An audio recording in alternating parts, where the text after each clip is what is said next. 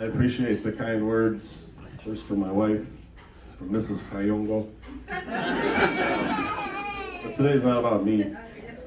So, there's been so many great speeches by all of you who know my wife very, very well.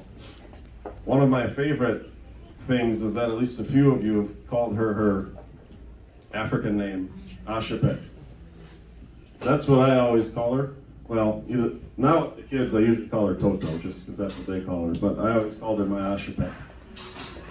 And let me just tell you, does anybody know what Asyepet means? It fits her perfectly. So, in Teso, there is this tree that grows, and it grows very, very long, skinny limbs. They're probably about this thick. They grow very long, like this. But that stick, when you cut it down or you take it off the ground and you try to bend it or break it, it won't bend or break at all. But we learned this when I was in Uganda, after I fought the snakes, and I was trying to do my work, I was paired with a CCT. If you're from Uganda, you might know Coordinating Center Tutor. There are guys that work at elementary schools, and they're responsible for like a catchment area of schools. So I was paired with a CCT to do some of the work that I did. We were in his village, just visiting his family one time, and he asked her, do you know what your name means? She said, no, I don't. So he went over and grabbed this stick, and he showed us, this is an Asyepet stick.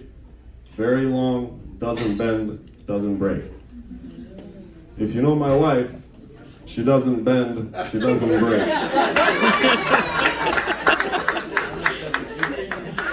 That, the other thing about a stick that doesn't bend or doesn't break, you can use it in a lot of different ways. It can be defense. It can be a weapon. It can be something you use to do some work.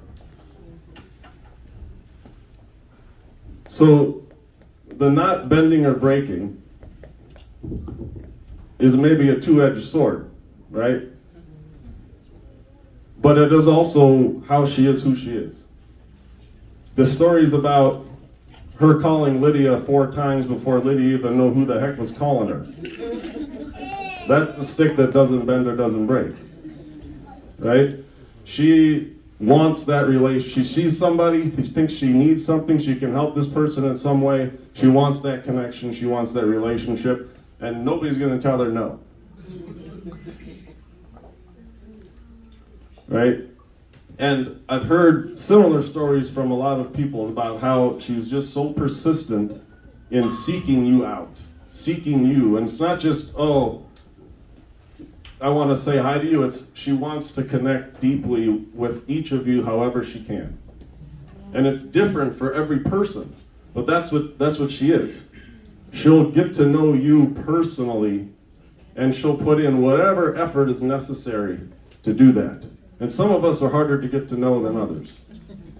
For those of us who are harder to get to know than others, sometimes that stick feels like it hurts. Because she's asking you, she's so persistent, you're like, can you just relax a little bit? But if she relaxed a little bit, she wouldn't have made the connections that have all of you here and that have this relationships that you now value so deeply. So I thank you for just being somebody who cares about people. And you care about people recklessly, right? You care about people with all of your heart. And you put your heart out there to so many people. When you put your heart out there, what happens sometimes? Sometimes it gets hurt. But it's your heart that you have that has all these people in this room. It's how you've given your heart away to so many people so many times. Selflessly. You used the wrong word, I think, when you were talking about me. You said that I love you selfishly. I don't think that. Maybe I do. But you love selflessly. I love selfishly.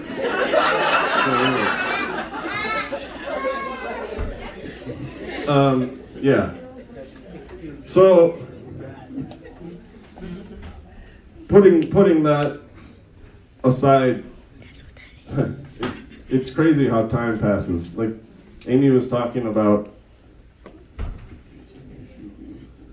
we got to know Amy 15 years ago, whatever it is. And I just think back, like that means that we've been in this country together now for 16 years. And I met you 2005 in February. Here's the story of how we met, just briefly. So I was living in Palisa, fighting the snakes that were in my house, yes. And this is 2004 is when I went to Uganda. There was no iPhone, there was no BlackBerry, there was no connectivity to the outside world really at all. I couldn't send text messages back home. The only way I could communicate to people back home was to travel to some place where I could get access to the internet and send emails home. So what I started to do was about once a month, the closest town was Mbale. I'd go to Mbale usually. I'd go there on a Friday night, send some emails, go sleep in a hotel, so that Saturday I could go back, see who's responded, I can respond back. And I'd make it a weekend, about once a month out of that, so I could communicate back home. Well, Mbale was great. I'd seen it a few times, and I just decided, let me try a different city. So one weekend I decided I was going to go to Tororo, next closest city that had internet. So I get off the Matatu in Tororo, and you know, in Palisa, they're up country, they pack us like sardines in the country. I think the record, I had 28 people in one Matatu one night. You know, I'm big, so it's like very uncomfortable. But that's what we did. So I traveled to Tororo this one weekend. I get off the taxi, and I'm told there are 3 internet cafes in Tororo. Someone tells me there's one right there, there's another one down the street at the corner, and then there's another one somewhere else. So I say, oh, okay. I walk past this one, I walk into the one on the corner. And when I walk in the room, there's a beautiful, beautiful young woman standing there at the reception, the manager of the cafe. And I walk in, and I see her, and the thing that I noticed about her was she was just going about her business. She was working hard. You know, when you're a Mzungu in the middle of nowhere in Uganda, like rural area, I'm the only one there. I got a lot of attention from girls that I didn't deserve. And when you first get in the country, you're like, this is cool. Like I'm pretty cool. But then you start realizing, like, nah, they don't care about you. They are after something else. So when I walked into this cafe, I saw someone who just acted like a professional. I walked in, I bought my hour of internet time. She did a basic business transaction. I went and sat down. She went and she checked on all of her customers, just the same way she checked on me, treated me just like anybody else she had seen. And so on the one hand, I'm like, well, this is refreshing. And then on the other hand, I'm like,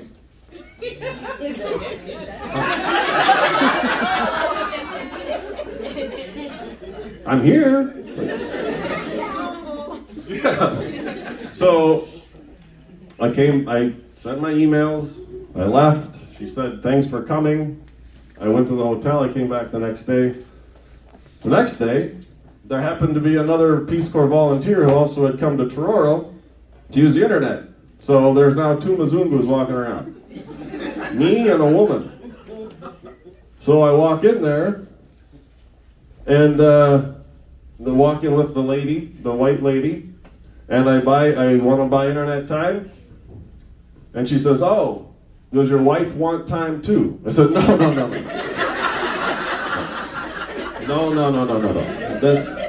No, that's not my wife.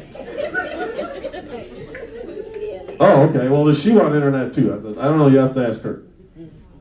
So that day I made a point of striking up a conversation and just trying to say, hey, I'm Brian, who are you? We talked a little bit, and then I went back to the hotel, and I came back again the next day. She's there again, and this time we struck up a little more conversation. I invited her out for breakfast. We had breakfast, and that's the beginning of it. So, but the rest is history, but the history is just so beautiful and wonderful, and that's the part that I'm here to celebrate and thank her for, because I did not expect to go to Uganda and come back with the life that I have.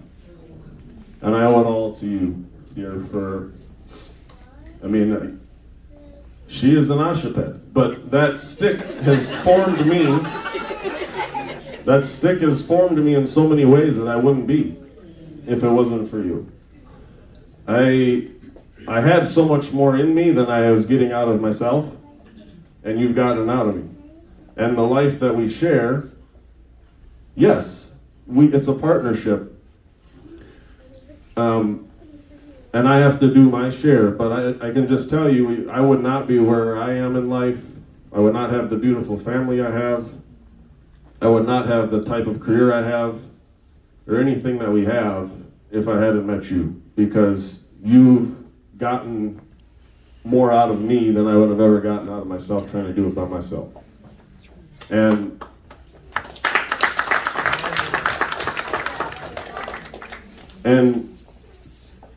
you know, we were talking about this recently after she lost her brother. Like, God just has a way of doing things that are just far beyond what we could ever envision, right? Because her family history is a little bit more than losing her brother. So when I was in Uganda still, about maybe 3 months before we were supposed to leave, she had this one uncle, Uncle Tom, who had at the time 7 kids and his wife was pregnant, or is it 8 and 9? They're 8 and 9. So he has 7 kids and his wife is pregnant with an 8th. And if you know my wife well, you know she didn't grow up in the easiest environment. Mom and dad were not together. She moved around from house to house, never really had a stable home. But she's an Asyepet. She was not taking no for an answer. She was gonna go to school. She was gonna make something out of herself. Period. And so when she was 12, 13 years old, before she could go to school, she had to have breakfast made for all the family that she was living with. She had to have all the kids bathed, including a boy that was a year or two older than her. She had to bathe. And then, you know, take care of the house. And then once you get all this stuff done, then you can go to school. Every day goes to school, gets beaten because she's late. Can't be late in Tororo. So she just knows she's going to go there and endure a beating, go to class, do her thing, come home, take care of the house, make dinner, get all the kids in bed, then you can start studying. Do it all again the next day. And yeah, we're giving you a place to live, but we're not going to help you pay for school either, a lot of the time. So this Uncle Tom was a guy who, when she would find herself short, not able to pay tuition, we can go to Uncle Tom. He was the only guy on her mom's side. He was the only guy really working, supporting the whole community. He worked at Tororo Cement, and he kind of took care of everybody. So, Uncle Tom, I need 40,000 shillings to finish paying my tuition. Uncle Tom will top it up. Well, 3 months before we leaving Uganda, Uncle Tom's riding his bike home from Tororo Cement and gets run over by a semi. Dies on the spot. Leaves 7 kids, pregnant wife. Wife hasn't gone to school, can't support them. So then, what we do when we get to the U.S. is we take the firstborn of Uncle Tom, his name's Peter, under our wings. And we say, hey, let's get Peter through school, Let's get him set up with a job so that he can take over and help others. So we do that. Peter goes, we get him through A level. He does a 2-year degree. Where did he go? In Soroti? Yeah, UCC Soroti, does a 2-year degree. We get him a job at Tororo Cement where his dad was working before. So this is all good. Peter's starting his own family. He's got now 3 kids, right? He's helping out with his younger siblings. And then about 4 years ago,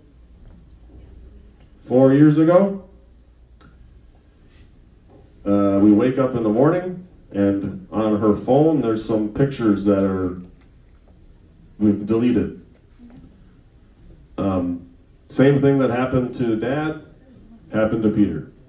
Riding his bike home from work, gets run over by a semi, dead on the spot. So we're like, okay, this is obviously devastating. She went to Uganda, buried Peter. Now we're trying to figure out what are we doing next to help these people. In the meantime, our situation here, we've gone through school, we're starting to get ourselves settled, so more and more people from the village are coming to us. It started with just family, Uncle Tom's family, now more people are coming. So now we've built up this, family that we're helping and a bunch of community people we're helping. And obviously she's the one doing all of it, right? She's coordinating all of it. So who do we put in charge now? Her brother. He's the one who we're doing everything through. We send money, he helps coordinate everything. He helps us identify kids in the community who are struggling. That could use some help. Helps us identify projects, helps us do our own personal projects, and we're building our house and we're doing other things. Well, a month and a half ago now, we lost him. So when we sat there and talked about all this stuff, obviously it's been hard for her, but you just have to wonder, why was there a skinny, I'm not skinny anymore, skinny young Mzungu walking around the village that ended up finding, as she calls herself, a villager who didn't even know her capital city. And now here we are, 16 years later, 17 years later since we first met. Yes, we have a beautiful family. We have wonderful people in our lives. But you just wonder, all of those people in Uganda, with the heads of households that we've lost over and over again, what would they be doing? And I don't say that to praise us or praise me, but just, I think God had a vision and a plan a long time ago saying, hey, here's a family that bad things are gonna happen to. How do we set things up in a way that they can be taken care of, at least in a basic way? So what does that require? That requires a person with special, unique skills. It requires an Asyepet. Somebody who cares about everybody. Somebody who wants the best for everybody and gets to know you individually and personally, but at the same time is never going to take no for an answer. And sometimes that comes across as a little bit rough. But sometimes you have to be a little bit rough to make things happen. And let's pair her with an opportunity to come here. Let's let Brian do better in school than he ever should have done and get a good job, and now here we are. And I don't know, it's an amazing story, but it's all because the right person is involved with it. Because like I said before, I would not have done much with my life if I didn't have an Asyepet beating me every once in a while. Making me feel her there a little bit. And it needed her to essentially take care of a whole village back home. And only the person of the qualities she has could something like that happen. And so I know all of you are here because you love her. and you should. She's a uniquely special person. Her qualities are indescribable in that the way she loves is reckless. It's hard. She puts it all on her sleeve. She puts herself out there. And nobody puts in the effort to love like she does. Because love, you can't love somebody unless you know them. And she loves your good, your bad, and your ugly. I know that because she loves my good, my bad, and my ugly. And she has for a long time. More than I deserve. And does that mean life is always easy? In marriage, in friendship, in any relationship? And the answer is no, it's hard. Especially if you're trying to have a meaningful one. It's only easy if you're just going through the motions. It's really hard if you're trying to have anything meaningful in life. And that's whether it's in a marriage, family, friendships. If you want it to be meaningful, it's going to require work, and there's going to be ups and downs and things you have to work through. And I know a lot of you who have great friendships with my wife who've had to work through some stuff. That's the way it is if you're going to do a meaningful relationship. And so I thank you all for being here, for loving us, for loving her, and for also being people willing to put in the time to have meaningful relationship. Because I know above all else, that's what she wants. She wants to be able to love and care for people. And she tends to be attracted to people who want that mutual. Right, the battery's dead because I always talk for a long time. Someone gives me a mic, you should just give me two of them. I'm about to wrap up. I can't remember where I was at, but thank you all for coming. Thank you for loving us. Thank you for putting up with us. Thank you for loving her. And there will be more challenges. If you want to continue having close, intimate relationships with us, with my wife, there'll be ups and downs. But the value that comes out on the back end as you work through those challenges that arise are incredible, beautiful, and just add so much value to my life, and I know for at least some of you, your life and the relationships that you have with her. Thanks again for coming. We love you all. She knows you all way better than I do because she's just better at that. But it really means so much to us to have you all here celebrating her today. Thank you very much.